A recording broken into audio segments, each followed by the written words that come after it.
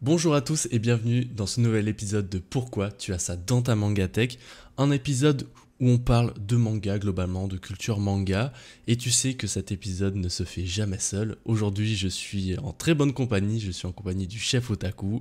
Le chef, comment tu vas? Bonjour, bah ça va, hein, on est là, hein, tranquille. Je suis très nul pour me présenter, mais non, ça va. J'ai pris un petit café, je suis d'attaque pour un podcast. Nickel, bon après est-ce que tu as encore besoin de te présenter sur le YouTube Manga Game? Je pense pas. Oh, hein, en vrai pas trop, mais bon. En plus, aujourd'hui, c'est une journée spéciale, quoi. C'est à 24 heures de la fin de la campagne de Spatule Jump, là. Donc, c'est. Mais bon, spoiler, je sais pas quand ça sera diffusé ton podcast, mais on va prolonger de 30 jours, donc. Ah, bon, ça sera. C'est parfait. C'est parfait. Ce sera. Bah, ça veut dire que vous pouvez potentiellement encore participer. Donc, le lien en description si vous pouvez encore participer. Sinon, je mettrai les réseaux du chef en description comme d'habitude. Alors chef, aujourd'hui épisode spécial, parce qu'invité spécial, je vais te poser à toi des questions, enfin je vais prendre des mangas qui sont dans ta mangatech pour te poser des questions. J'ai sélectionné quelques mangas, des choses qui sont plutôt proches de toi, avec voilà des choses que tu as faites, que tu as créées, mais aussi d'autres mangas. Et je vais prendre le premier. Le premier pour une question spéciale parce que je suis curieux. J'ai pris Berserk, le tome 42. Mais ce n'est vraiment pas pour parler de Berserk, ça se trouve tu n'as même pas le tome 42. Si, si. Ah, tu l'as acheté. Ok.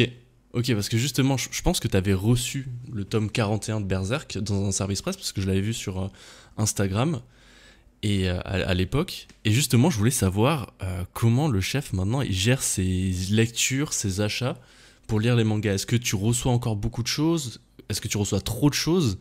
Et ouais, comment tu gères tes lectures? Est-ce que tu lis autant qu'avant? Bref, je voulais connaître un peu tes habitudes de lecture. En vrai, je lis moins de choses qu'avant. En termes de manga en tout cas, parce que bah, comme je fais beaucoup de choses, j'ai vraiment moins de temps pour lire des mangas. Je suis toutes les séries que je suis en termes de review, tout ça, pour garder le fil. Notamment One Piece. Quoique, si en fait, je suis pas mal de trucs finalement.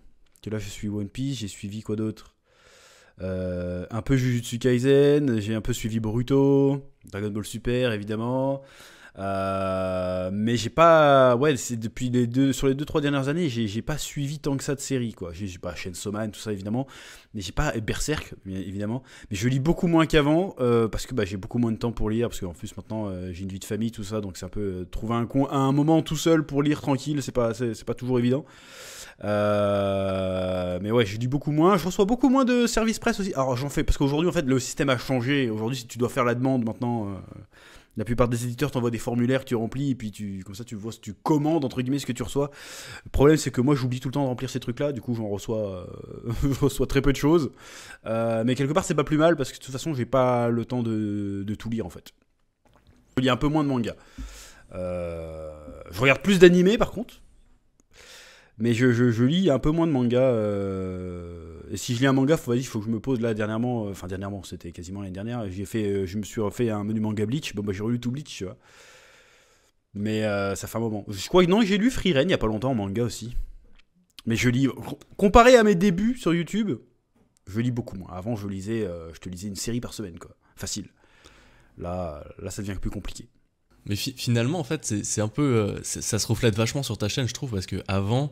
Enfin, moi, quand je t'écoutais à l'époque, c'était beaucoup. Enfin, tu présentais genre 3 mangas ou des choses comme ça, et tu présentais beaucoup plus. Maintenant, c'est vrai que si on regarde ta chaîne, ça va être beaucoup de reviews d'animés, et comme tu dis, avec les One Piece, Ologie, des choses comme ça, donc les grosses séries que tu suis.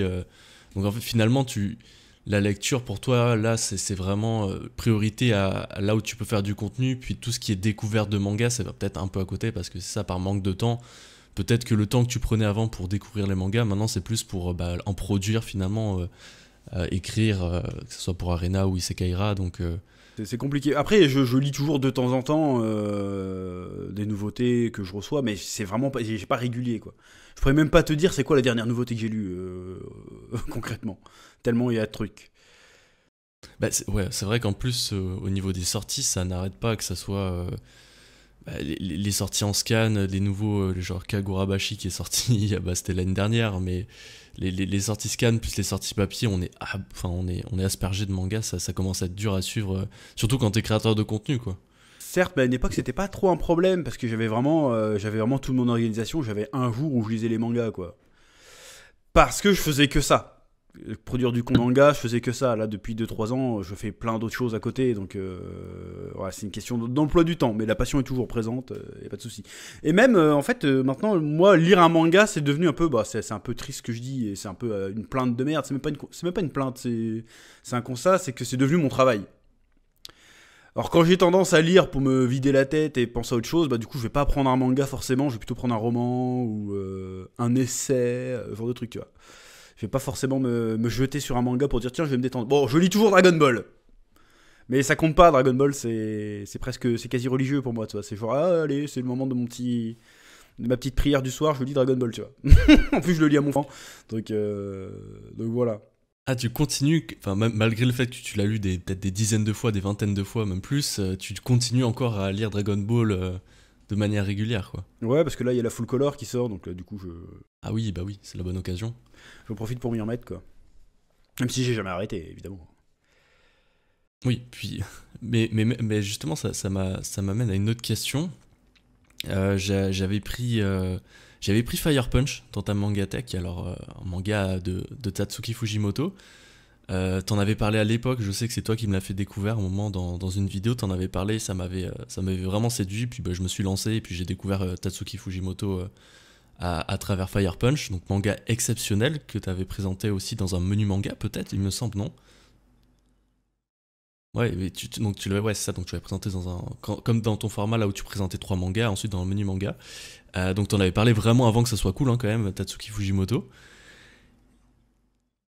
C'est, c'est, c'est le constat que j'ai fait parce que je suis un peu remonté sur ta chaîne parce que il y avait notamment Horizon, le webtoon à l'époque aussi où t'en avais parlé et qui bah, maintenant est sorti en version papier et beaucoup de gens apprécient vachement.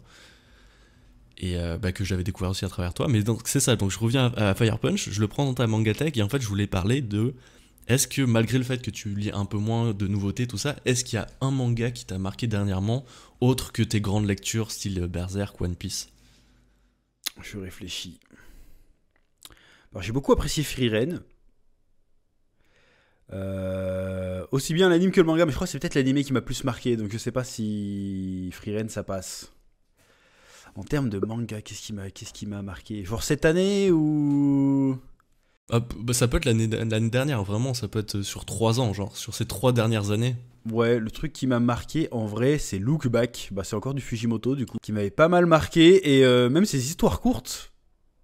Parce que le gars, il est bon. Le gars, il est très très bon. Il a un délire à lui particulier. J'avais l'impression de lire quelque chose de vraiment de nouveau, de voir un truc d'un œil neuf. Ouais, Look Back, ça m'avait vraiment énormément marqué. Ouais. En plus, ça parlait de manga, donc il y a le côté, ouah, la passion, tout ça. Et puis il y a un twist trop chelou. Puis j'aime bien le délire de Fujimoto en général. Alors il n'y a pas que dans Look Back qu'il a exploité ça, mais je pense que peut-être dans Look Back il a été plus loin là-dessus. C'est le côté l'art comme vecteur de quelque chose. Bah dans Adieu Eri, hein. Adieu Eri aussi, hein, c'est comme tu dis. Ou je confonds les deux. Bah les deux, il a sorti Look Back c'est plus Les deux. c'est la mangaka et Adieu Eri c'est le cinéma. Aussi c'est un peu pareil, c'est le cinéma aussi. Mais il y a toujours ce côté rapport aux médias, à la création, pour comment dirais-je, voir l'art, ce sera une espèce de palliatif au réel ou un truc comme ça. Je ne saurais pas expliquer exactement le délire, mais ça me parle. Donc j'aime bien. Ouais, bah, c'est Adieu Eri ou Look Back qui t'a vraiment... Bah, les deux m'ont marqué moi de mon côté, mais oui, c'est ça, ouais. Fujimoto, parce que j'ai cité aussi les histoires courtes qu'il a fait là. Mais les histoires courtes, les 17-21, c'est ça, non? Ouais, 17-21 ou 26-24, enfin bref, c'était son âge à l'époque, enfin, ouais. Espèce d'anthologie là, c'était trop stylé. Adieu Eri, c'était trop stylé. Look Back, c'était trop stylé. Voilà, tout était trop stylé. Ça m'a vraiment parlé. Voilà. Ouais, en plus, j'imagine que ça te parle encore plus quand t'es auteur, quand t'écris des choses, tu crées des choses, surtout avec bah, le manga Look Back où justement on retrace la vie d'une mangaka de ses débuts jusqu'à un peu plus longtemps quand elle sera un peu plus mature. Donc j'imagine quand t'es créateur, il y a plein de choses où tu t'y reflètes et Et même au niveau du découpage, moi bah, justement, ça tombe bien, je suis en train de préparer une vidéo où je parle des décors dans les mangas, qui sera sortie normalement avant ce podcast. Et justement, à un moment, je prends exemple de Look Back où on a souvent cette scène qui revient où elle est de dos, la mangaka, et tu vois le temps qui passe et tu vois en fait le sacrifice qu'elle fait. Enfin, elle dessine tout le temps, ça devient vraiment quelque chose d'obsessionnel. Et c'est marquant, quoi. Fujimoto, il est top. Puis je sais pas si t'es à jour dans Chainsaw Man 2, enfin la partie 2 de Chainsaw Man sans spoiler. Je suis de loin. C'est-à-dire que la première partie de la seconde partie, j'ai suivi à fond. Puis à un moment, j'ai décroché parce que, occupé. Je suis pas encore revenu. J'ai vu les moments un peu polémiques. Mais ouais, mais je vais y retourner incessamment sous peu. De toute façon, Chainsaw Man partie 2. Et surtout, en fait, ce qui est bien avec Fujimoto, c'est qu'il va là où on l'attend pas. C'est-à-dire que il aurait pu terminer Chainsaw Man avec la partie 1. Et il part sur la partie 2, il part sur un délire totalement différent, même une narration différente, un personnage principal différent, des enjeux différents. Vraiment, c'est limite pas une suite, tellement c'est différent. Donc, moi, je pense que c'est un gars à suivre. En vrai, Fujimoto, je l'avais déjà dit à l'époque où je parlais de Fire Punch d'ailleurs. Et je pense que Chainsaw Man, il fera encore d'autres dingueries après Chainsaw Man. En fait, il y a des. Comment dirais-je?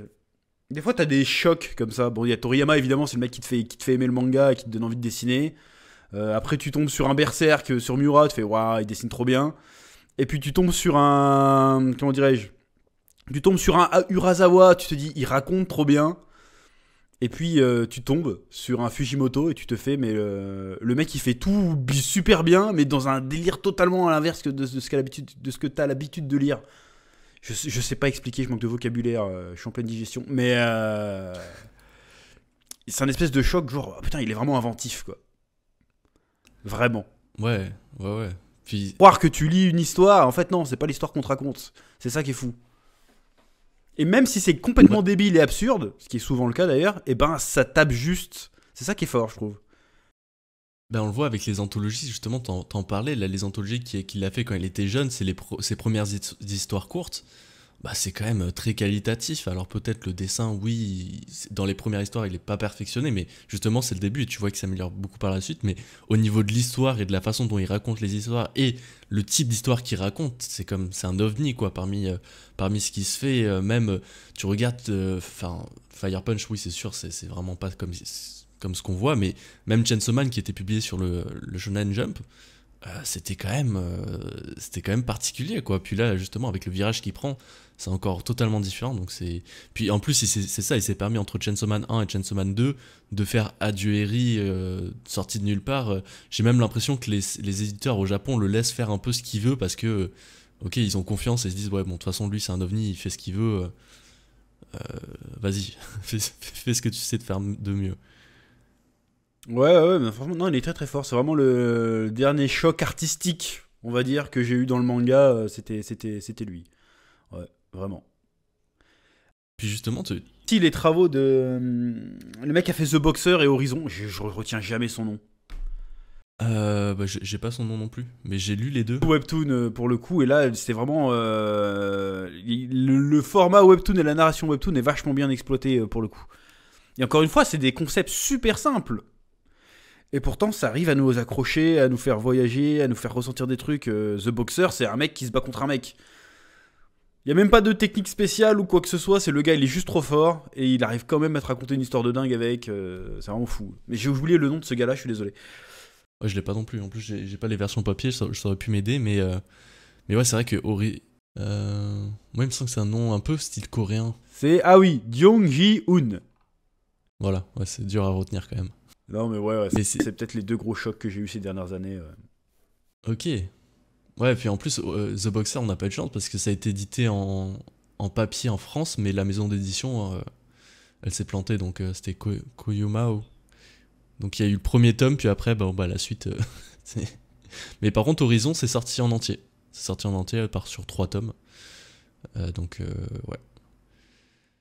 Puis je suis curieux, tu parlais tout à l'heure, quand tu parlais de tes habitudes de lecture, tu disais plus que tu lisais maintenant des romans, des essais, des choses comme ça. Est-ce que pareil, il y a quelque chose qui t'a marqué, une lecture que tu peux conseiller de ces dernières années pour quelqu'un qui lit régulièrement ou qui veut se lancer, peu importe? Bah là en ce moment, comme je voulais écrire Isekai'ra, donc je me suis mis un peu à lire de la fantasy, tout ça, donc j'ai lu une bonne partie les 7 premiers tomes de Les Annales de la Compagnie Noire de Glenn Cook. J'en avais déjà parlé, c'est vraiment très très bien.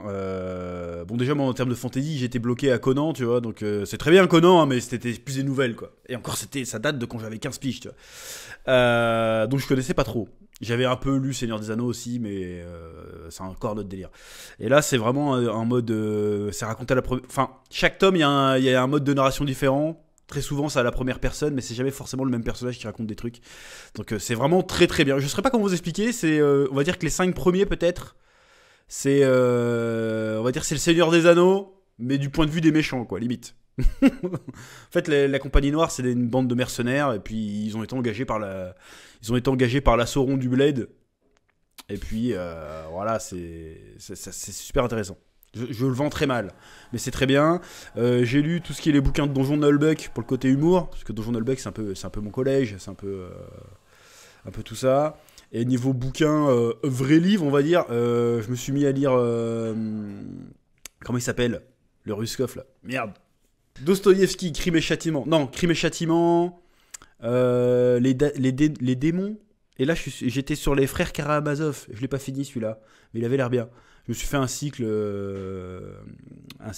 d'auteurs. J'ai lu un peu Albert Camus. J'ai lu quoi d'autre? J'ai lu les livres de Rousseau. Contrat social, machin, tout ça. J'ai lu plein de trucs. Mais j'aime bien. Et puis j'ai lu des biographies aussi. J'ai lu pas mal de biographies. J'ai lu Le Loup de Wall Street, c'est une biographie, mais c'est assez intéressant. Ah ouais? Ouais, et puis j'ai lu des biographies de militaires et tout.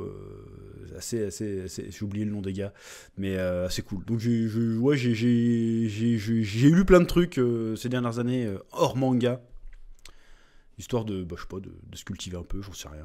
Moi j'ai un peu cette volonté aussi en ce moment parce que c'est bien les mangas et tout, mais en fait quand tu regardes l'univers de la littérature et même l'univers aussi du comics et de la bande dessinée, il y a tellement de choses, tellement de classiques que c'est dommage de se contenter souvent juste uniquement du manga, parce que c'est ça en littérature, là t'as cité tellement d'auteurs, des choses un peu classiques, genre moi qu'est-ce que t'as dit au début, le truc de Dark Fantasy, là, enfin Analogie Noire ou je sais pas quoi? Compagnie Noire. Compagnie Noire, ouais, c'est ça, c'est des choses, j'en ai jamais entendu parler, mais là, je m'en souviens, enfin oui, tu en avais parlé à un moment, mais je veux dire, avant que t'en parles, je connaissais pas du tout, mais ça a l'air d'être un classique, et il y a plein de choses comme ça où... Avant d'acheter le premier, je connaissais pas non plus, j'ai jamais entendu parler, je trouvais juste le titre stylé, je fais vas-y, je prends.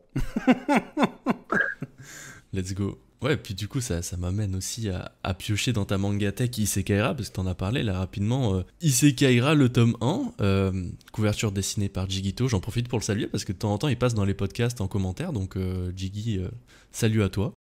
Donc, Isekai'ra, c'est ça, c'est, on va dire, comment ça s'appelle, mince, j'ai plus le nom. Un light novel, merci. Que tu as fait, qui est sorti l'année dernière, que tu as fait totalement en financement participatif qui a extrêmement bien marché, enfin qui a plutôt bien marché, qui a lancé par la suite d'autres beaux projets, on en reparlera peut-être par la suite. Mais donc Isekai'ra, c'est sorti l'année dernière, c'était exceptionnel, moi je t'avoue. J'étais vraiment surpris parce que j'avais peur, je t'avoue, quand je l'ai acheté, quand je l'ai commandé, je me suis dit j'ai peur que ça soit juste la blague. La blague de c'est des Kaira qui sont dans un monde de Isekai et on s'attend à faire ce qu'ils vont faire. Mais j'étais agréablement surpris. Moi ici j'aimerais bien que tu me fasses un petit retour d'expérience sur la création d'Isekai'ra. Alors pas comment tu as eu l'idée, mais plutôt ta façon de le créer, de l'écrire, comment tu t'es plongé pour écrire quand même pas mal, un bon nombre de pages et produire ça aussi par la suite. Bah en fait, moi j'ai jamais écrit d'histoire. Bon, j'ai écrit des dizaines de scénarios de BD, mais l'écriture format roman comme ça, j'avais jamais fait. Donc pour m'imprégner de comment ça marche, de ce langage-là, parce que c'est un truc particulier, parce que la BD, je sais pas si t'as déjà vu un scénario de BD, mais un scénario de BD c'est très très épuré. Je te montre le scénario d'Arena par exemple, tu vas faire ah bon, c'est juste écrit comme ça, c'est super simple, c'est genre ouais, Gabriel attrape une épée, c'est tout. Alors que dans un roman, tu te dis pas juste il attrape une épée, tu fais non, il saisit son glaive et prend son élan et t'entends le bruit du vent qui est sweet. Il faut vraiment l'écriture vraiment descriptive, tout en sonnant bien, tout en n'étant pas trop lourde ou truc comme ça, c'était pas évident. D'ailleurs, ça se sent au début d'Isekai'ra, la syntaxe est un peu plus lourde au début, et à la fin, ça commence à être un peu plus fluide à lire, Isekai'ra. Et donc, pour m'imprégner de tout ça, j'ai lu plein de romans, du coup. J'ai lu des light novels aussi. J'ai lu Goblin Slayer, j'ai lu Solo Leveling, et j'ai dû lire 2-3 chapitres d'autres trucs glanés ça et là, tu vois. Et du coup, je me suis imprégné de comment on écrivait ça. Et puis après, pour les idées dans l'histoire, je me suis dit, qu'est-ce qu'on peut raconter avec ce concept, mais pas être prisonnier du concept. C'est-à-dire, ok, les mecs, ils arrivent dans un nouveau monde. Ok, ils font le business de la drogue, mais ça peut pas être leur première idée. Il faut d'abord que pourquoi ils sont amenés à se dire qu'ils vont vendre de la drogue. Donc il y a tout un cheminement quand ils découvrent ce monde, comment ils doivent déjà trouver un moyen de se nourrir et de se loger, parce que déjà ils arrivent un peu comme des clochards dans un monde qu'ils connaissent pas. Donc il y a tout ce côté, ils découvrent, et puis au final ils trouvent, tiens, le tavernier il a bien aimé mon chichon, peut-être qu'il y a peut-être moyen de le vendre pour se permettre de survivre un petit peu, et puis au fur et à mesure...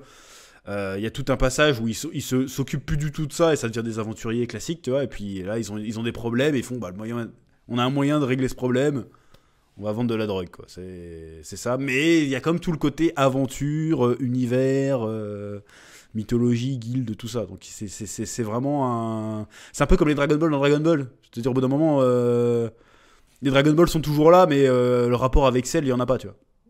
Tu vois ce que je veux dire ou pas?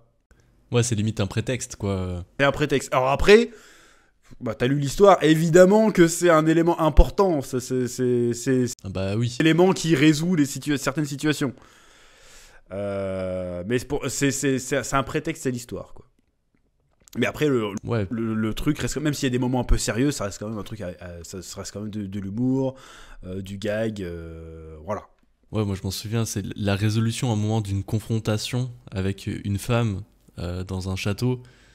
J'étais pas prêt, je t'avoue, quand j'ai lu ça, j'étais pas prêt. Je sais pas si tu vois de quel moment je parle. Oui, après, c'est que ça reste... Ce que j'ai bien aimé, donc c'est ça. D'un roman, même si c'est un light novel, donc on fait pas une écriture de fou non plus, c'est qu'on peut plus prendre le temps de s'attarder sur des détails ou sur des ambiances. Des choses que tu devrais faire passer par le dessin normalement en BD, et ben là tu dois le faire passer par le texte. Pour bien poser une ambiance, tu peux décrire des odeurs, tu peux décrire des sensations. Va décrire une odeur en BD, quoi. C'est super. À moins de voir un personnage qui fait ça sent le bon pain chaud, toi, ça marche pas, tu vois. Donc il y a une espèce d'immersion totalement différente qui peut être même supérieure à ce qu'on peut avoir dans une BD, je trouve. Alors ça marche peut-être moins pour tout ce qui est action et décor en soi, tu sais, tu peux être moins émerveillé parce que là, c'est en fonction de ton imagination. Si je te décris un méga château en ivoire, chaque lecteur va l'avoir dans sa tête, si tu veux. Ça va pas être forcément très impressionnant. Alors que tu fais un méga décor dessiné à la Miura, de fou, là, ça peut être impressionnant. Mais faire passer vraiment une ambiance, une sensation par le texte, ça va être un truc que j'avais jamais fait avant. Et je trouve ça super intéressant de pouvoir faire ça. Voilà. Ouais, quand tu m'en parles, ça me fait penser justement comment faire sans... Comment, par exemple, quand les personnages, pas les Kaira là, mais on va dire les gobelins, tout ça, quand ils consomment la drogue, tu sais, comment ils réagissent, tout ça. Et c'est vrai que quand tu me parles de ça, je repense à ça. Et c'est ça, tu décris bien la sensation qu'ils ont, et c'est avec des mots assez verbeux et tout ça. Et tu rentres bien dans l'ambiance et tu comprends qu'ils en reviennent pas de ce qu'ils sont en train de fumer par rapport à ce qu'ils fumaient avant. C'est assez drôle. Puis aussi, ça me fait penser que tu peux être aussi un peu plus cru quoi. Tu sais, t'as des choses à un moment, des passages qui sont voilà, un peu Peggy 18. Si tu aurais dû le dessiner, ça aurait été peut-être plus compliqué ou plus complexe et t'aurais pas pu aller aussi loin, parce que c'est vrai qu'il y a des moments où c'est assez drôle quand même parce que ça va assez loin, quoi. Et c'est peut-être ça, tu peux te le permettre justement parce que tu l'écris finalement. Bah, il y a de ça aussi, ouais. C'est vrai aussi que ça joue. Mais après, je pense que je l'aurais fait en BD, j'aurais quand même été trash, parce que bon, quitte à faire un truc indépendant, c'est pas pour censurer. Mais bon. C'est vrai.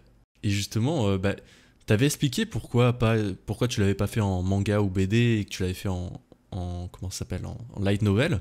Ouais. Donc t'avais notamment expliqué que ça allait peut-être prendre trop longtemps, enfin ça allait être trop long à adapter en manga, ça allait faire peut-être beaucoup plus de tomes et tu pouvais aller beaucoup plus rapidement en isekai, mais je trouvais ça quand même, en light novel, mais je trouvais ça quand même osé parce que je me suis dit, ok, ton public, et je pense que tu t'es posé aussi la question, peut-être que ton public n'était pas forcément réceptif au format light novel, Ah bon, il s'est prouvé que non, mais est-ce que tu t'es posé la question, est-ce que tu t'es dit, tu te tires pas une balle dans le pied au début ou autre, de faire un light novel? Light novel, c'était un bon compromis. Déjà, parce que je voulais m'y mettre au light novel, déjà de base.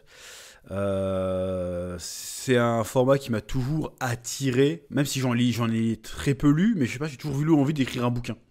Un bouquin, j'ai déjà écrit un bouquin, mais un récit, quoi. J'ai toujours envie de le faire. Et pourquoi? Parce que c'était le premier projet en tant qu'éditeur que je voulais faire. Je voulais faire un projet test. Et le problème, c'est que moi, je connais bien quand même un peu le milieu de la BD, même surtout en amateur, tout ça. Et je me dis, le gros problème, si je fais un manga, je peux pas le dessiner moi-même, j'ai pas le temps, c'est pas possible. Donc, il faudrait que je repose la responsabilité du dessin sur quelqu'un d'autre.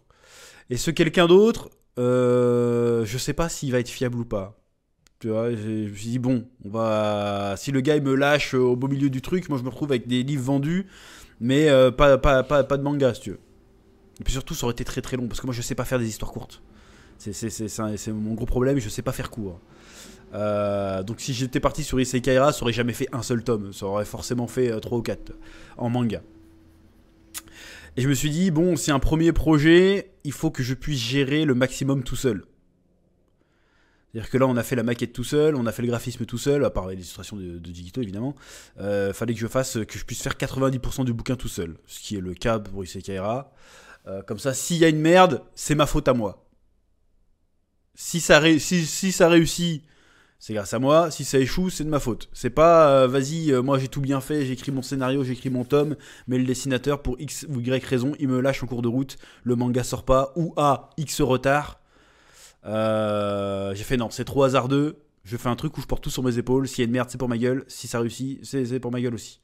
C'était le projet un peu le plus safe. Et pour moi, le plus safe, c'était juste d'engager un illustrateur, en l'occurrence Gigito, pour faire 10-15 illustrations. Comme ça, il fait que 10-15 illustrations, il est tranquille. Je crois qu'il les a fait en 2-3 semaines, donc ça va, c'est pas non plus une charge de travail de fou. Et moi, j'avais qu'à écrire, faire la maquette, imprimer, livrer, et puis c'était réglé. Voilà, donc c'était vraiment parce que c'était le projet le moins risqué. Voilà.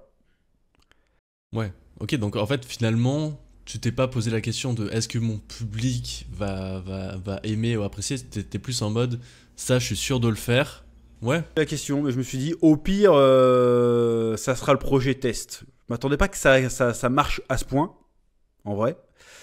Moi, je me suis dit, vas-y, si je fais 1500 précommandes, c'est déjà énorme, tu vois. On a fait presque le double, plus du double que ça, et depuis... En fait, si on compte aussi les versions e-book, on a 7000 ventes. C'est quand même... Ah ok, quand même. Donc ouais, c'est quand même pas mal.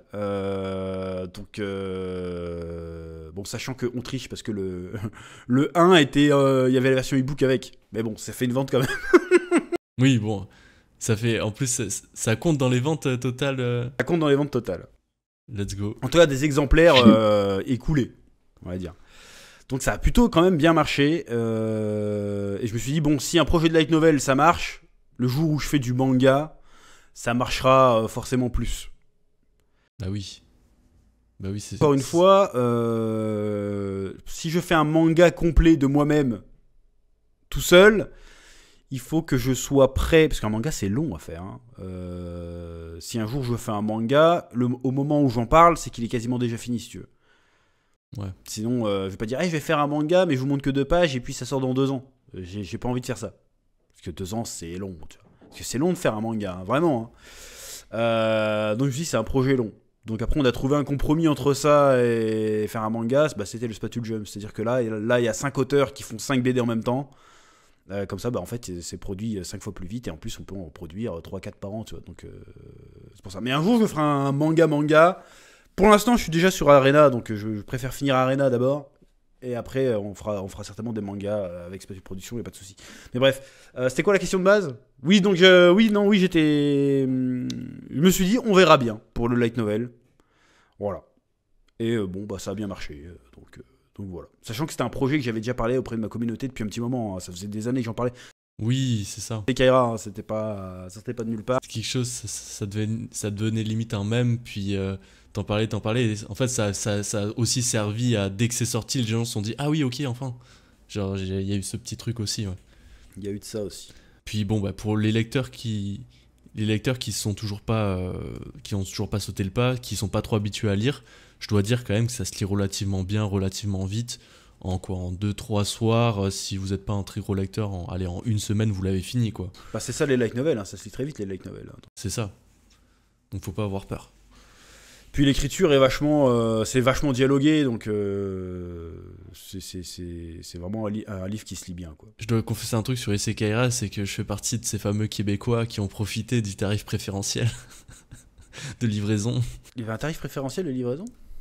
Bah non, mais parce qu'en fait, vous avez mis les tarifs de livraison au même niveau quasiment que des Français, je crois. Enfin, en tout cas, en gros, quand vous envoyez un livre au Québec, vous payez de l'argent, plus que vous en recevez. Oui, bah on avait quasiment offert les frais de port sur la première campagne. Parce on l'a vraiment lancé à l'arrache, on s'était dit, bon, ça doit pas être très cher.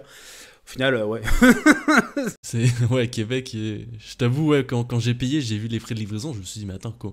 Alors je me suis dit, soit les autres, parce que j'ai participé à d'autres campagnes participatives, je me suis dit, soit les autres, ils nous enflent avec des prix abusés, soit le chef, il se rend pas compte des frais de port que ça peut faire.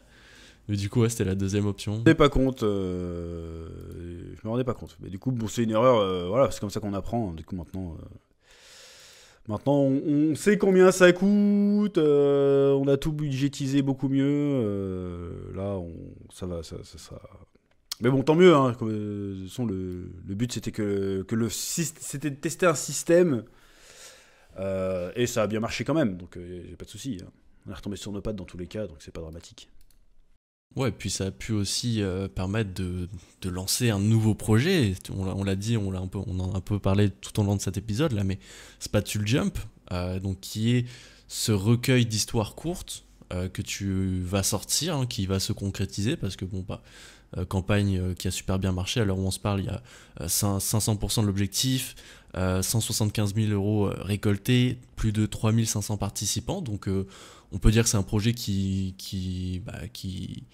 fonctionne bien, quoi. Oui, ça marche très très bien. Bah, on est déjà en train de préparer le 1 et le 2.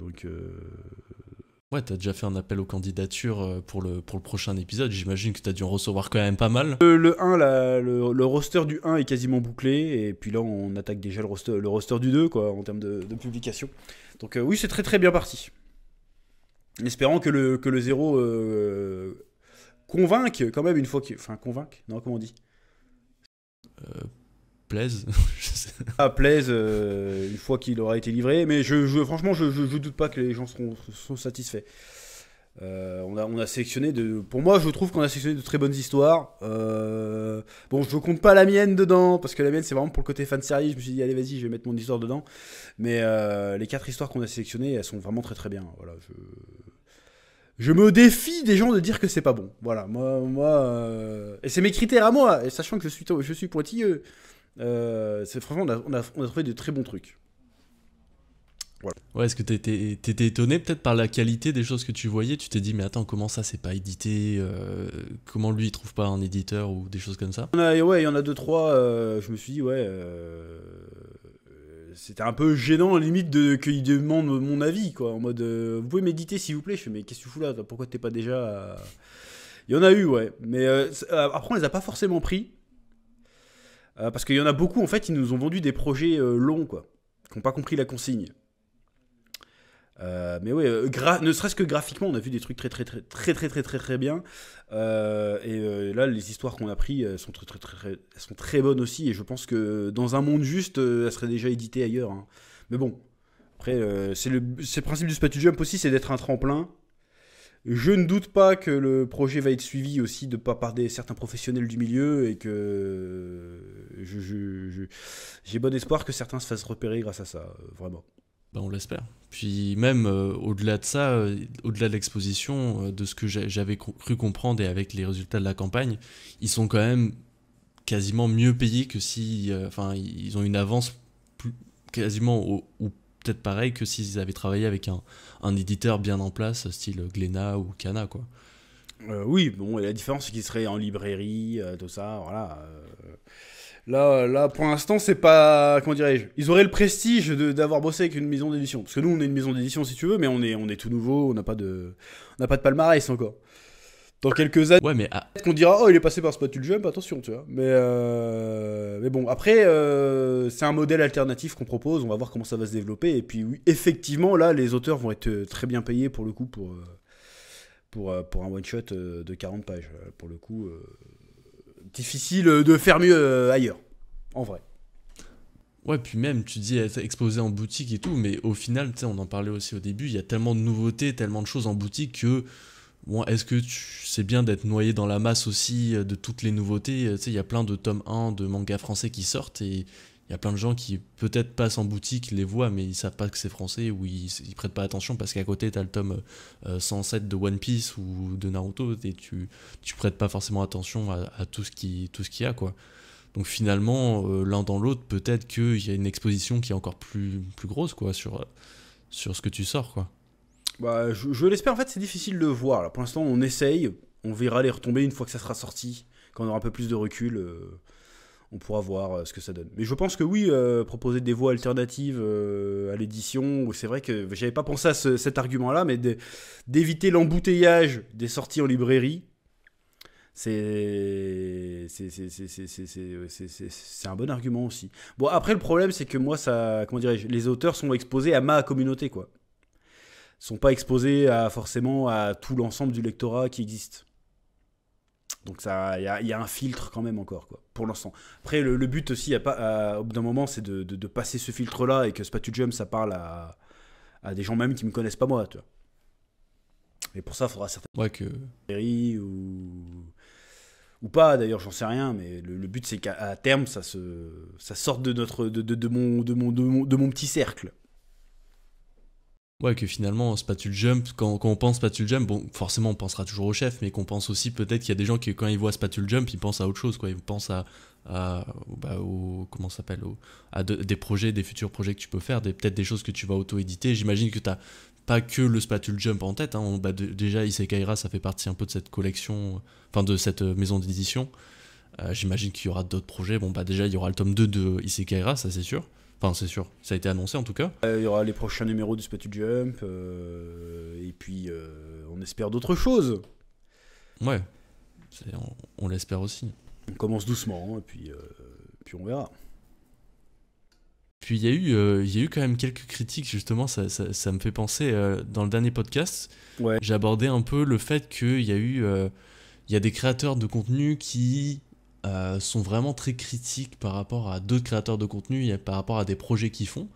Alors toi, t'es peut-être l'un des plus exposés, donc forcément, t'es plus exposé aux critiques. Et je me souviens d'un tweet alors je cite le blast, c'était Gohan Blog, qui a disait, en 3 points, déjà le nom c'était nul, ensuite il y avait d'autres... C'est Gohan Blog qui dit que le nom est nul. Non, après, on est d'accord. Blog, il l'appelle Gohan Blog. Bon bah j'arrête là. Non, je peux arrêter là. Mais non, je vais continuer aussi parce que le reste est encore plus drôle. Il dit qu'il y a d'autres façons, je crois, d'aider le manga français. C'est comme... ouais, ok, mais bon, ça veut pas dire que faut pas faire sa façon non plus. Et bref, il avait dit notre truc, et en fait, il y avait beaucoup de critiques par rapport à ce projet, et moi, je trouvais ça d'un point de vue extérieur. C'était pas le premier jump français. Je crois que c'était Ouais, c'est ça. Ouais, peut-être l'idée... le premier jump français, déjà, de base. Non, puis t'as cité les autres. C'est un recueil, surtout que quand je présente le projet, je dis c'est un recueil à la Jump et aussi à la Métal Hurlant. Donc je cite déjà des références. Donc en soi, j'ai rien inventé. Mais bon, après, ça c'est français, ça, hein, aux critiques. La vérité, il est Alsem, il aurait voulu le faire, le Spatule Jump. Non, mais c'est ça, c'est que moi, d'un point de vue extérieur, je me dis, je vois un projet qui, quand même, c'est pas simple. Peut-être, nous, on voit peut-être vite fait 2-3 vidéos dessus, après on passe à autre chose, mais quand tu es dans la création, tu vois ça, tu te dis, moi, c'est pas simple de faire ça, juste de faire la curation de tous les choses que tu reçois, ça a dû prendre du temps. Ensuite, d'organiser les choses avec, d'envoyer les mails, de tout, après pour éditer, enfin, il y a du travail derrière, et de voir que des fois, ce travail, il est réduit comme ça sur les réseaux. Moi, je t'avoue, si je sors quelque chose un jour, que je vois des commentaires comme ça, je vais péter un plomb. Et toi, j'imagine que tu as été exposé souvent à des critiques, donc au bout d'un moment, ça te passe par-dessus la tête. Je l'ai bossé, d'ailleurs, il y a une époque, je l'aurais insulté sa grand-mère. Là, j'ai répondu avec bienveillance. Tu vois, j'ai dit, Oui. je suis bienveillant, c'est bon. Forcément critiquer, surtout dans le manga, faut avoir une certaine légitimité, mais en fait ils comprennent pas les gens, c'est que c'est cette mentalité de un tel est légitime, un autre est pas légitime, lui doit être pote avec machin, avec bidule, qui pourrit le truc en fait. C'est ça le problème, c'est faire une espèce de circuit fermé où tout le monde doit s'entresucer tout le temps. Et donc quand toi t'arrives, t'as un gars qui a sucé personne et que personne a sucé, qui est dans son coin depuis des années, et puis qui arrive, qui fait son truc. Forcément, si t'as pas l'approbation du milieu, bon bah t'as un trou de balle et forcément tu fais de la merde quoi.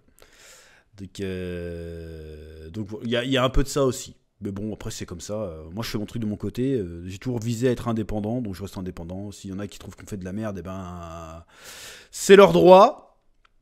Mais bon, on peut pas reprocher aux gens d'essayer. Surtout que nous on arrive. C'est pas un projet associatif ou un truc comme ça. C'est une vraie société. Avec des statuts, avec une trésorerie, avec du budget, qui reste. T'as embauché en plus tous les cadres légaux, maisons d'édition qui existent en tant qu'entreprise et tout. Voilà.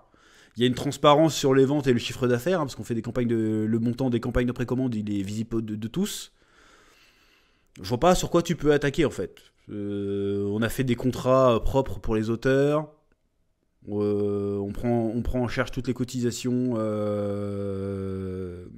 des droits d'auteur, tout ça. Normalement, on n'est pas attaquable. Le truc est solide. Le bouquin, on a déjà un projet avant. On l'a livré avec 6 mois d'avance. Tout a été livré en temps et en heure. Nickel, il y a eu zéro problème. Voilà. Donc maintenant, si tu nous craches dessus, c'est juste que t'es un haineux. C'est tout. C'est tout. Ouais, c'est ça. Faut... Ça en dit plus sur la personne qui crache que sur moi, tu vois. Voilà. Surtout qu'on me dit que je suis pas légitime. Moi, ça fait quand même quelques années que j'ai plusieurs publications à mon actif, tu vois. Donc le milieu de l'édition, c'est un milieu que je connais quand même un petit peu. J'ai sorti des bouquins, j'ai sorti des mangas, j'ai sorti des jeux de société. Voilà, c'est un milieu que je connais bien. J'ai sorti des trucs en indépendant aussi. Donc voilà, moi à la base, moi je suis arrivé sur YouTube parce que j'ai pas réussi à être auteur. Aujourd'hui, je suis auteur aussi. Je connais les conditions, je connais les difficultés du métier. Je propose une alternative pour les jeunes qui veulent se lancer, d'exprimer leur art et de gagner en exposition tout en prenant un bon billet et pouvant... parce que l'argent, c'est le nerf de la guerre. Hein. Là, les auteurs, pour l'instant, ils vont taper un truc genre 6 000 € de droits d'auteur chacun pour un 40 pages. C'est énorme. Normalement, ça, c'est pour un demi-tome. C'est pour 150 pages que tu prends ça, tu vois. Voilà, sachant que comme le truc va être vendu quand même après via d'autres circuits, bien plus tard, pas tout de suite, hein, ils vont continuer à toucher des droits d'auteur pendant quelques années dessus, tu vois. Donc on n'a pas fait un truc de merde. Les gens vont recevoir un exemplaire physique, papier, un objet. Il n'y a pas d'arnaque, il n'y a pas de oh bah finalement on a fait faillite. Non, c'est tout ce qui a été acheté sera livré. Bon, maintenant, on peut critiquer le système. C'est vrai qu'il y a d'autres moyens de promouvoir le manga français. Mais moi, je promeus, dis donc, la création. Je propose une alternative au circuit classique qui est très très fermé. Hein. C'est très dur aujourd'hui de sortir un manga français. Alors, c'est plus facile qu'il y a 10 ans, mais ça reste très très dur. Donc là, on propose une alternative. Pour se faire la main, pour trouver un public, parce que c'est ça qui joue aussi. Hein. Aujourd'hui, tu vas voir un éditeur, il va te demander t'as combien de followers. Hein. C'est une réalité aussi. Donc c'est une alternative. Ça n'enlève rien, ça veut pas dire que les autres font rien. C'est que moi, je propose ça. Ma pierre à l'édifice, bah, c'est le Spatule Jump. Pour l'instant, c'est le Spatule Jump. Après, ça peut évoluer dans plein d'autres trucs. Voilà. Ouais, c'est petit à petit. Comme justement, Isekai'ra, c'était un peu le projet test pour voir si vous arrivez à gérer une campagne. Parce que, mine de rien, il y a quand même pas mal de surprises qui ont dû arriver. Puis là, boum, un peu de maturité. En plus, tu as employé quelqu'un aussi qui t'aide à ce niveau-là. Vous avez pris en maturité. Puis là, boum, nouveau projet. Puis ensuite, ça amène sur d'autres projets. Puis c'est ça, c'est un autre moyen de soutenir le manga français, parmi tant d'autres. Voilà, et en plus, moi, je mets en jeu, je mets quand même en jeu ma réputation, mon entreprise. Tu vois. Bah oui. C'est un peu plus risqué que de faire un article de blog, tu vois. C'est pas... voilà. Moi, je mets des vrais billes dedans. Si ça marche pas... Ça prend plus de temps, ouais, en plus. Si l'autre, là, il fait un billet de blog pour parler d'un manga français et qu'il fait 3 vues, ou qu'il en fasse 10 000, ça change rien à sa vie, si tu veux. Moi, là, je mouille le maillot pour de vrai. Je dis pas que c'est mieux, je dis pas que c'est moins bien, je dis que c'est plus risqué. Donc, si tu viens me critiquer là-dessus... Bon, bah tu peux toujours critiquer, mais bon, ça prouve juste que t'es un semard. Ça prouve pas que je suis hypocrite ou quoi que ce soit. Enfin bref. Mais justement, ces critiques aussi, tu les avais reçues quand t'avais sorti un autre manga, enfin plutôt un webtoon. Donc c'était Arena.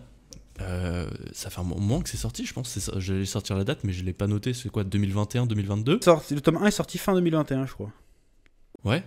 Puis en 2022, je crois que c'est le tome 1 qui est sorti en physique. D'abord sorti sur Webtoon Factory en pré-publication, on va appeler ça comme ça. Ouais.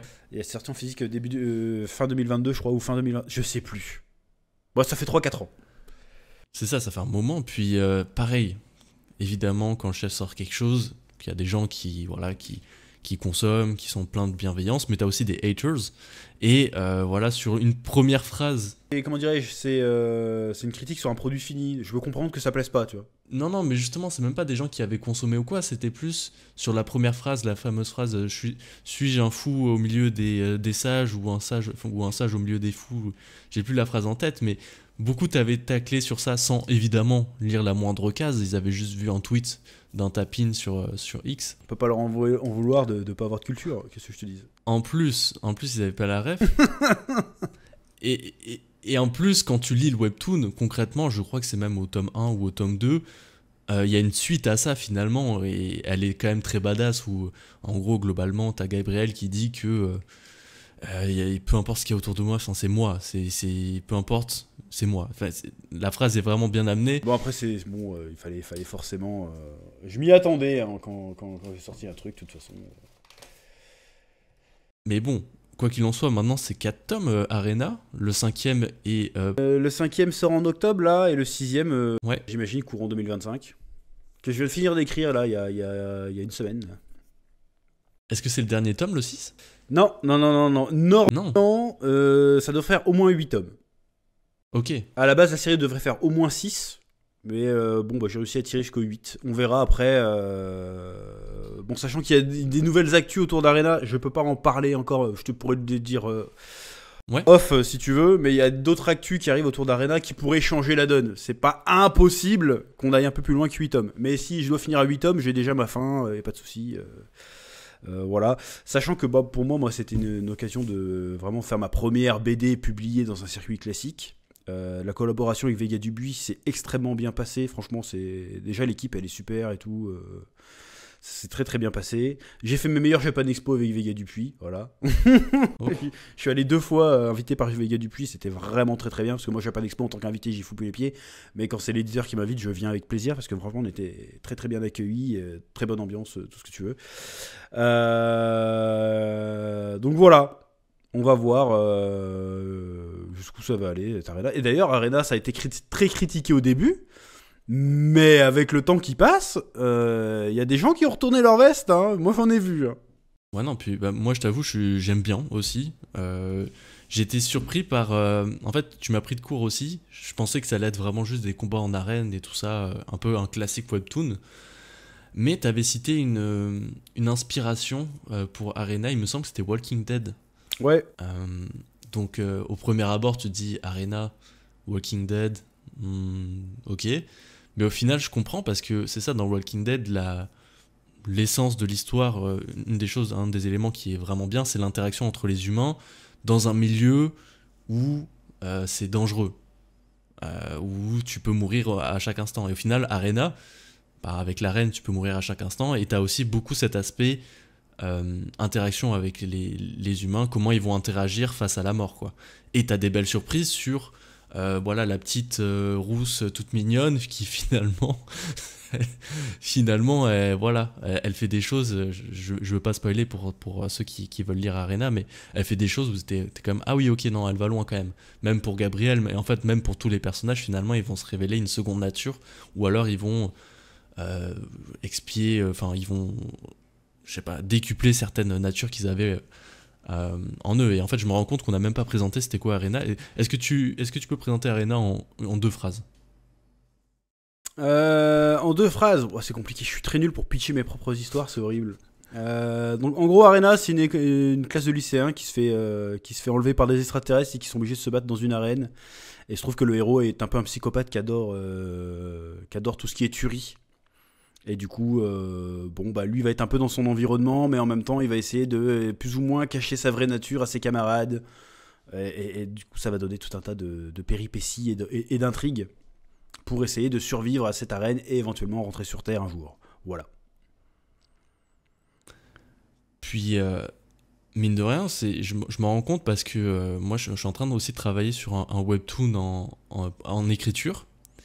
Et quand je lisais Arena, je me suis rendu compte quand même, il y a beaucoup de textes, il y a beaucoup de matière, et en 4 tomes, mine de rien, c'est beaucoup de travail. Est-ce que ça te prend encore beaucoup de temps, Arena, là, dans ton quotidien, au niveau de l'écriture, au niveau de la réception, de la collaboration avec Clarity, même si je sais que tu collabores beaucoup avec l'éditeur qui va t'aider là-dessus, mais ça te prend beaucoup de temps encore, Arena? En vrai, pas tant que ça. Le problème, c'est que je fais beaucoup de choses autour. En vrai de vrai. Notamment, j'ai dû faire une petite pause dans Arena pour écrire Isekai'ra, par exemple. Bah oui. Il y a tout, il y a YouTube, il y a l'édition, il y a plein d'autres trucs. Là, on a essayé de monter notre boutique en ligne et tout ça. Donc, il y a eu plein de choses autour qui font que j'ai avancé un peu moins vite sur la dernière saison que sur les 2 premières. Sur la 3e saison qui sort bientôt, du coup. Mais en vrai, j'y passe pas tant que ça de temps. Et en vrai, moi, le problème que j'ai avec Arena, mais ça, c'est moi, parce qu'encore une fois, je sais pas faire court, c'est que j'ai dû élaguer pas mal de choses. Notamment sur tout ce qui est sur l'univers, je voulais le détailler beaucoup plus. Et finalement, on m'a dit, bah allez, on va pas reprendre le parti de le laisser un peu plus mystérieux, de laisser des parts d'ombre. Qu'en vrai, moi, je voulais expliquer plein de trucs et tout. Et en fait, j'y ai pas assez d'épisodes, tu vois. Parce que c'est des épisodes. Les épisodes doivent faire entre 60 et 70 cases. Et quand tu mets de la bagarre, ça va super vite, tu vois. 70 cases. Oui, oui, oui. Je fais un peu plus de temps en temps, mais je peux pas faire des chapitres de 100 cases de dialogue, tu vois, c'est pas possible. Voilà. Donc j'ai dû un peu élaguer. Mais ouais, moi je suis très content parce que là j'ai lu hier, on m'a envoyé la version prêt à imprimer du tome 5. Et bah j'ai relu, il y a des trucs que j'avais oublié que j'avais écrit, pour te dire. Et j'ai vraiment été pris dedans. Alors que c'est moi qui l'ai écrit, alors ça fait un peu voir le mec qui s'autosuce, mais franchement, je pense qu'à partir du 3e tome, j'ai trouvé un peu ma vitesse de croisière. Je maîtrisais les personnages, l'univers, je m'amuse vraiment avec les éléments que j'ai mis en place dans les 2 premiers. Et ça, je trouve que ça sent à la lecture, que c'est plus... c'est moins comment on dit, tatillon? Non, pas tatillon, c'est pas ça. C'est moins hésitant, c'est beaucoup plus fluide. T'as l'impression que tout ce qui est écrit, enfin c'est l'impression que j'ai, que tout ce qui est écrit était pensé bien en avance. Alors en fait, oui. La plupart du temps j'improvise de ouf. Mais ça, c'est ça, c'est la maîtrise de l'histoire. Puis au final, tu retrouves des choses. Puis même peut-être quand tu reçois, est-ce que quand tu reçois par exemple les épisodes de Clarity, t'as pas des moments où tu modifies un texte, où tu dis attends, est-ce qu'on va ajouter ça parce que l'épisode il est pas encore sorti? Ou alors ça se fait vraiment en mode fluide et une fois qu'elle a sorti l'épisode, enfin une fois qu'elle a rendu l'épisode, est-ce que c'est bon ou il y a très peu de modifications? En vrai, il y a très peu de modifications, si ce n'est des fois des éléments, vraiment des petits dessins vite faits, où je précise vraiment que pour que la scène fonctionne comme j'ai dans la tête, il faut vraiment que ce soit dessiné. J'ai pas d'exemple en tête, mais il faut mieux changer l'expression du personnage, tu vois, par exemple, non, là il est plutôt déter, là il est plutôt détaché, tu vois, ce genre de truc. Mais sinon, ouais, puis, c'est que moi j'ai la scène dans mon esprit, donc Clarity propose d'abord, je vois le storyboard d'abord, et en relisant le storyboard, et ben je trouve que la scène marche mieux que ce que j'avais en tête, par exemple. Ça permet de redécouvrir l'histoire différemment. C'est ça que j'aime bien dans le fait d'être scénariste. C'est que toi t'as ta vision en tête et puis après il y a un artiste qui passe derrière qui propose sa propre vision et du coup c'est un mélange des deux qui donne un truc de nouveau en fait. Ça j'aime bien. J'aime bien cette expérience. Bah, j'ai un exemple aussi justement de dessins qui ont été modifiés. Je crois que c'était dans le tome 1. Clarity, elle le dit à la fin. Alors, j'ai plus son nom, c'est le pote de Gabriel là, qui est grave fort. Qui, que je pense que dans la première passe, elle avait dessiné peut-être un peu plus frêle que ce que tu l'imaginais. Et elle avait dû le refaire sur chaque chapitre. Je crois, hein, il me semble de tête, j'avais lu ça. C'est possible, ouais, je me souviens plus trop. Mais Je dis peut-être des bêtises. Diego, ouais, je crois que je lui avais dit de la faire Oui, un peu plus vraiment costaud et un peu plus grand. ouais. À la base, je crois qu'elle l'avait pas fait forcément frêle, mais elle l'avait pas fait très grand. Elle dit non, le gars est censé être balèze, faut qu'il soit grand quoi. Des petits détails, j'ai jamais refaire une scène totalement. Si, il y a peut-être une scène, mais là, je n'ai pas envie de spoiler, je sais plus si c'est dans le tome 3 ou 4. Il y a une scène où ça devait être un peu gore. Et on a eu du mal à s'accorder pour trouver vraiment ce que je voulais dire. J'ai dû faire des dessins moi-même pour essayer d'expliquer et tout. Mais c'est vraiment le seul passage qui a été un peu compliqué. Sinon, ça a été très très fluide pour le reste. Est-ce que c'est quand il se bat contre un chien? Ouais, c'est quand il se bat contre. Ouais, ok. Il y a ce passage-là Ouais. qui est assez compliqué à retranscrire. Ok. Je pense que je demandais était compliqué aussi, donc c'était pas. Et bah moi, c'est ça, au niveau de la lecture d'Arena, il y a un truc qui m'a surpris, c'est quand même que c'est assez complexe. Je veux dire, enfin, je m'attendais pas à ce que l'histoire soit aussi longue quand je me suis lancé en fait. Et finalement, tu viens rajouter des éléments qui font que, bah, c'est ça quand tu me dis que pour l'instant, après, ça peut changer ou quoi, mais c'est prévu en 8 tomes. Et j'étais agréablement surpris parce que moi, je t'avoue que j'aime bien la lecture sans faire le suceur. J'aime bien Arena, puis à un moment, c'est ça, t'introduis tout le système d'arène S, des guerriers SS, enfin SS, ça fait bizarre de le dire comme ça, mais de Héraclès notamment, tu sais, t'introduis des choses et tu te dis, ok, mais en fait, l'histoire, elle va pas s'arrêter là, quoi. T'as encore plein de choses à découvrir, à faire, et même, c'est vrai, quand tu dis tout à l'heure que t'as dû couper, moi, je pense à un moment où Gabriel, il va dans les bas-fonds, je sais pas comment t'appelles ça, mais tu sais, les arènes qui sont, on va dire, un peu en sous-sol, tout ça. Tu sais, tu le passes un peu en ellipse, mais j'imagine que tu aurais aussi voulu montrer peut-être ce qui se passait. Et j'imagine qu'il y a des choses à encore raconter, mais c'est vrai que quand t'écris une histoire comme ça doit être dur justement quand t'as plein d'idées, de tout structurer et finalement de faire rentrer comme tu dis, en 70 cases pour un chapitre. Ça va vite, surtout quand tu mets des cases d'action. Donc faut choisir, il faut décider d'aller à l'essentiel quoi. Moi j'aurais voulu aussi par exemple j'aurais aimé faire des longs flashbacks sur chaque personnage avant qu'ils arrivent dans l'arène par exemple. Mais ça va pas être possible. Ça va pas être possible parce que je vais pas assez de chapitres pour tout finir. Donc il faut faire des choix. Voilà, je voulais faire le classique flashback avant qu'un perso important meure par exemple.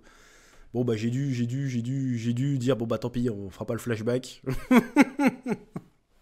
En tout cas on le fera pas maintenant, on le fera pas comme ça sera un truc, si je dois le faire, ça sera un truc très court.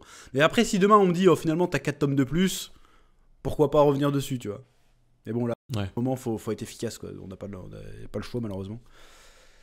Mais bon, parce que même si les ventes sont bien, c'est pas One Piece quoi tu vois, donc je peux pas dire bah c'est bon en fait je vais faire 120 tomes, tu vois, c'est pas possible. Donc Non, c'est ça. faut pas s'éparpiller. Faut faire des choix. Bon, en tout cas. Avec le nombre de personnages, je trouve que je me démerde pas trop mal quand même. Ouais, bah t'as un peu je crois qu'ils sont à peu près 6. Bah là, moi, je suis au tome 4, ils sont environ. Ouais, j'ai pas envie de trop spoil, mais t'as, on va dire, 6 personnages bien établis, qui sont bien définis, avec des styles de combat différents, avec des enjeux différents, des relations différentes. Donc, mine de rien, c'est ça, on en revient un peu à Walking Dead, où voilà, il y a ces interactions, même en dehors de l'arène, c'est intéressant, quoi, il se passe des choses. Ouais, surtout là, saison 3, du coup, on accélère un peu le côté ce qui se passe en dehors de l'arène, quoi. Il y a vraiment. Niveau mythologie. Il y a tout un lore. Ça se dévoile beaucoup plus. Parce que Intéressant. si on approche de la fin, pour que la fin ait du sens, il faut qu'on ait tous ces éléments, quoi. Voilà. Bah, en tout cas, moi je vous invite à lire Arena, hein. Tous les liens seront en description. C'est chez Vega Dupuis. Voilà, moi je dois dire que j'aime bien Isekai'ra aussi. Si vous avez peur de lire, bah, ça peut être une très bonne porte d'entrée pour justement recommencer à lire parce que ça se lit super bien, super vite. Et vous allez vous taper des barres. Moi, c'est rare que je rigole en lisant quelque chose. Là, je dois dire, j'ai rigolé. Puis en plus, les dessins de Jigito, je dois dire, à chaque fin de chapitre, je l'attendais pour voir qu'est-ce qu'il allait illustrer comme scène. Des fois, je m'imaginais, ok, qu'est-ce qu'il va illustrer. Enfin bref, c'était assez drôle et je trouve que c'est un très bel ajout et j'espère le voir dans le tome 2. Et voilà, tout sera en description. Chef, merci d'avoir participé à ce podcast, pardon. Un plaisir. Pour moi, c'était un honneur parce que voilà, avant de commencer YouTube, tout ça, moi je te regardais, puis même je te regardais bien avant de commencer YouTube. Donc voilà, maintenant t'accueillir sur la chaîne, c'est vraiment un plaisir immense. Et voilà, je te souhaite plein de réussite pour tous les projets qui arriveront à Spatule Jump. Et j'aimerais bien souhaiter plein de réussite au tome 0. Mais en fait, à l'heure où sera diffusé ce podcast, il sera déjà en cours de production et la campagne sera terminée malheureusement. Mais les liens seront en description pour suivre prochainement la suite, parce que j'imagine si tu sors le tome 1, il y aura le tome 0 peut-être aussi en précommande possible avec. Donc, vous l'avez pas manqué. Non, il y aura toujours moyen il y a moyen de moyenner, pas de problème.